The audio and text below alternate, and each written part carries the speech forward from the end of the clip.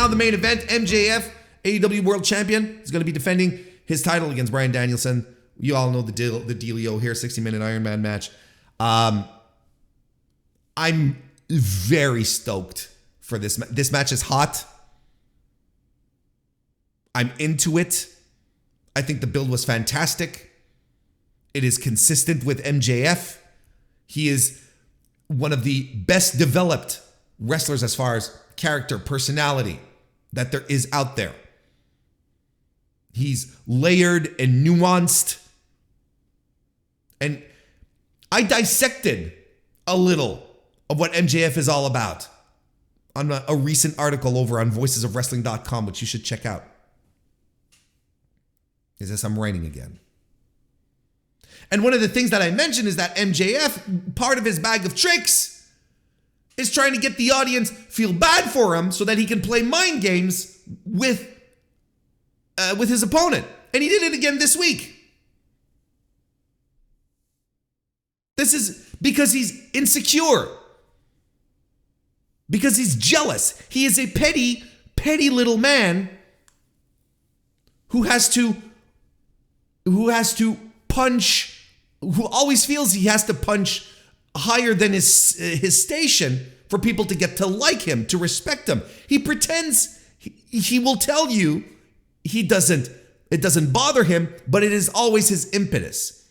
MJF's motivation in this match here is to finally have people say, you are one of the all-time greats, MJF, because you just defeated one of the all-time greats. I like to think even the greatest North American wrestler to ever do it.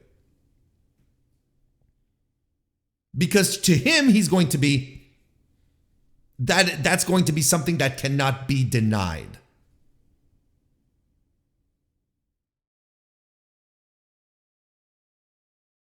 Danielson is doing this because he's the grizzled vet. And he's sick of this shit. He's like, yeah, okay, yes, I am the greatest of all time. And I'm going to prove it to you because I'm going to expose you for being a fraud. I'm going to take you down a couple of notches, pal. You are a fraud. And once you get into the ring with me, you're dead, pal. And MJF keeps talking about, I don't need to do 5-star bangers, right? But deep down, he probably does. When I say deep down, we're talking kayfabe, right? Bear with me here. I'm not going to pretend that I know MJF personally. We're talking about the character here. The worker. Deep down inside, he's like, yeah, you know what? I want to have the glory of a match of the year. And I want to do it against a guy who has numerous MOTYs, and I want to beat him. So, and MJF, he's gonna do something shitty because it's MJF. He's gonna do something shitty because he told us he was going to do it.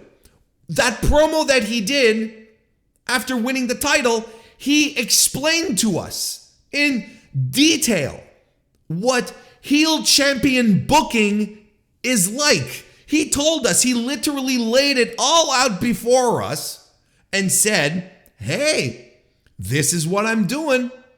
This is what's going to happen. And we're still down that path. It's been exactly that. Now, MJF likes to say, I don't do this crazy nonsense. I don't work for 5 stars. I work for money, so on and so forth. So a lot of people who aren't familiar with his work don't necessarily know how really good of a worker he can be. He's a fantastic in-ring storyteller, but on top of that, he is a very good worker. And he's shown that he's ready to do the work rate spots. If you remember the top rope lariat from Takeshita, where MJF took it and landed on his feet. And everyone was like, holy shit, he can do this? Yes, he can.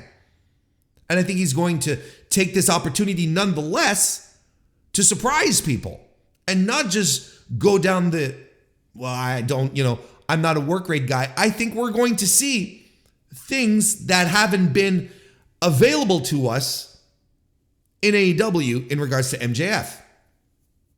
I think he's going to drive home something. This match legitimately has the potential to be a match of the year, just like the Elite versus the House of Black. I think they both have the potential to be match of the night, even a match of the year, because the people who are involved are just too good at what they do. Danielson, greatest North American wrestler to ever put on a pair of boots. I mean that sincerely. Is going to be in this match. You can guarantee that something special is going to come out of this. My hopes, my expectations are high. They're lofty here. This build has been great. The potential for this match is fantastic. I think MJF retains. I think that's a no-brainer. But again, in wrestling,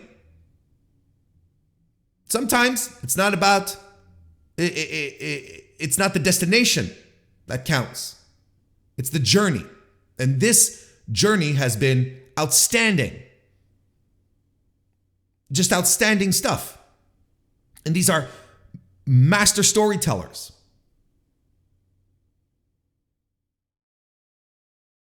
Danielson, don't forget, has hinted that his career is wrapping up. This, we might be under the shadow of Bryan Danielson calling it quits by the end of the year or so. He's a worker, so on and so forth, but I believe, right as it stands right now, because Danielson has been nothing but spectacular, nothing but extraordinary matches this year. He might just be working to get the best year of his career in decades. Maybe not decades, years and years and years. Pump the brakes there, Warren. But it might be one where he's on a national level and he's wrestling all these guys and he's tearing it up every time. And I think this is part of what he wants to leave behind as his legacy. And if he has one part in making MJF a bona fide, transcendent superstar down the road, he will carry that with pride. And I think if this is indeed, if we're on the cusp of Danielson's swan song in wrestling, we need to savor these moments. We know he will. He will savor these moments. We need to appreciate them too.